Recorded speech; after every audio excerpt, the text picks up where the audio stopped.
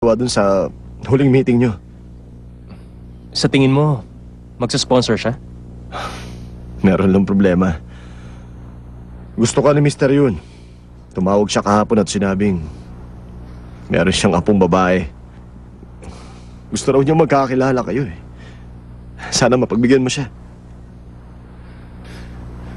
Kung ganun, gusto niyang mapangasawa kong apo niya. Oo. Ang sabi niya sa akin, ang apo raw niya ay isang mabuting babae. Sa madaling salita kung ang kumpanya niyo ang pag-uusapan natin, kailangan natin ng pera ni Mr. Yun.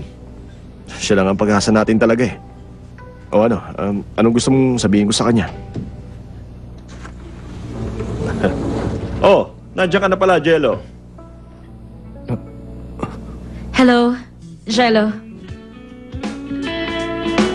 Lakas loob ako na kumain upang marinig ang malambing mong tinig.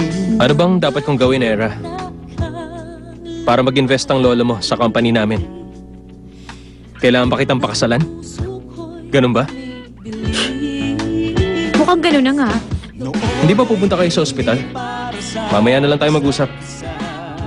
Ay, napakasungit talaga. Eh, sino ba naman talaga matutuwa sa ganyang klase ng ugali? Ikaw lang yata ang nakakatagal sa kanya eh. Basta ha, huwag ka mawawalan ng pag-asa, okay? Grabe, dati sa TV ko lang nakikita to eh. Ganun ba? Sobrang ganda pala talaga, no? Si Honey, Nakipag-date siya ngayon. nakipag-date? Mukhang may nautunan naman siyang lalaki. Upang sabihin na mahal ka. Ngayon nandito